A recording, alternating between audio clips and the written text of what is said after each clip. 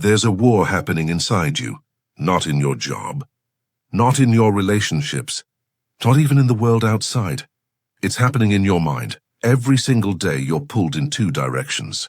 One voice tells you to stay safe, to avoid risk, to keep repeating the same patterns because they're comfortable. The other voice whispers something terrifying. You are meant for more. But here's the problem. Most people never listen to the second voice. Carl Jung called this the battle with the shadow. Nietzsche called it the struggle with becoming. The Stoics called it the test of character. Modern psychology calls it resistance. Different names. Same truth, you have two paths. One leads to safety, comfort, and slow decay. The other leads to transformation, meaning, and pain. The question is, will you choose the path that costs you everything familiar? Because make no mistake, transformation always demands a sacrifice.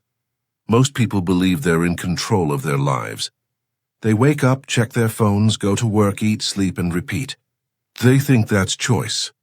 But what if I told you most of what you do isn't chosen? It's programmed. From childhood, you were told who you should be. Your parents shaped your behavior. School trained you to obey.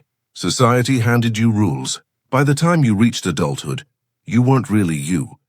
You were a collection of habits and beliefs borrowed from everyone else. This is why so many people wake up at 30 or 40, suddenly realizing they have no idea who they are. They achieved what they were supposed to, job, status, relationship. But inside, they feel empty. Philosophers call this inauthentic living. You become a character in someone else's script. And here's the painful truth. Most never escape it. Because escape requires something terrifying. Confronting the parts of yourself you've been avoiding your whole life. Carl Jung believed that every person carries a shadow, the hidden, suppressed side of themselves. It contains your fears, your desires, your rage, your genius, your shame. Everything you reject or ignore gets pushed there. And here's the paradox. The shadow you run from is also the key to your power. Why? Because energy doesn't disappear. What you suppress doesn't vanish, it leaks. The man who represses his anger becomes passive and weak. The woman who denies her ambition becomes resentful. The person who avoids pain becomes numb to joy. To become whole, Jung argued, you must face the shadow. Integrate it. Learn to carry its weight without letting it control you. But most people won't do it, because the shadow is ugly. It shows you truths you don't want to admit. It shatters the image you built for the world, and so they live divided. Half alive, never fully themselves. Here's the fascinating part. Every great tradition knew this truth. The Stoics practiced voluntary discomfort, cold baths, hunger, silence, so they could face themselves without fear. The Spartans trained boys in pain and deprivation, not just for war, but to conquer the inner weakness. Buddhists sat for hours in meditation, confronting the restless chaos of the mind. Even modern neuroscience confirms it. When you strip away distraction, the brain rewires itself. Every tradition pointed to the same reality. Growth requires friction. Transformation requires struggle. You cannot bypass it. You cannot buy it. You must endure it. Jung outlined a process that every human goes through when confronting themselves. And if you've ever tried to change your life, you'll recognize these stages. Stage 1, resistance. This is where you feel the pull to change, but every part of you fights back. Excuses appear. I'm too busy. It's not the right time. Maybe later. Resistance is the first gatekeeper. Most people quit here. Stage 2, chaos. If you push past resistance, life starts to feel unstable. Old habits collapse. Your identity shakes. Friends and family may not understand.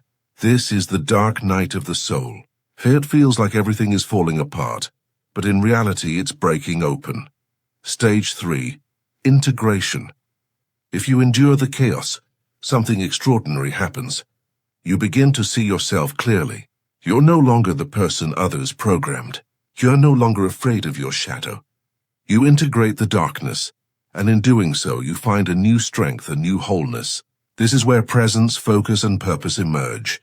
But few people make it here, because stage 2, the chaos, is where most run back to comfort. Think about it. Why do most people stay stuck in jobs they hate? Relationships that drain them? Habits that destroy them? It's not because they don't know what to do. It's because they fear losing the identity they've built. Even if that identity is prison, at least it's familiar. Humans will choose the pain they know over the freedom they don't. That's why Jung said, "There is no coming to consciousness without pain." And here's the twist. Your mind will do everything possible to trick you into avoiding this pain. It will distract you with entertainment, with endless scrolling, with fake goals, with shallow pleasures. Anything to keep you from facing yourself. That's why most people never wake up. Today the challenge is even greater. Ancient people had silence, stillness, darkness.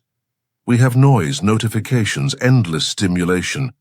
Your attention is being auctioned every second of the day. Companies spend billions to hijack your focus. And when your focus is stolen, so is your life. This is why so many people feel tired, anxious, restless, even though nothing is wrong. Their nervous system is fried. Their willpower is scattered. They can't sit with themselves for 5 minutes without reaching for distraction. And here's the brutal truth. If you cannot sit alone in silence, you will never meet yourself. The path forward. First, you must reclaim your attention. Turn your phone off for an hour. Sit in silence. Notice the chaos that rises. That's your shadow speaking. Don't run. Watch it. Second, practice deliberate struggle. Choose something difficult. Training your body, fasting, meditation, journaling. Not to punish yourself, but to train your will.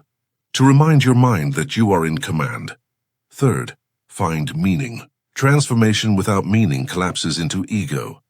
Ask yourself, what am I willing to suffer for? What higher purpose can I serve beyond my own comfort? Because here's the secret. Freedom doesn't come from doing whatever you want. Freedom comes from discipline, from facing yourself, from choosing meaning over comfort. Every person will face this choice, to stay asleep or to awaken, to remain half alive, or to step into the terrifying fullness of who they are. Most will choose sleep, and that's fine. The world runs on sleepers, but a few, just a few, will face their shadow, embrace the chaos, and integrate their truth, and those few will live lives that feel magnetic, powerful, unstoppable. So the question is not whether the path exists. It does. The question is, will you walk it? Because the war inside you is already happening, and the only way to win is to stop running from yourself.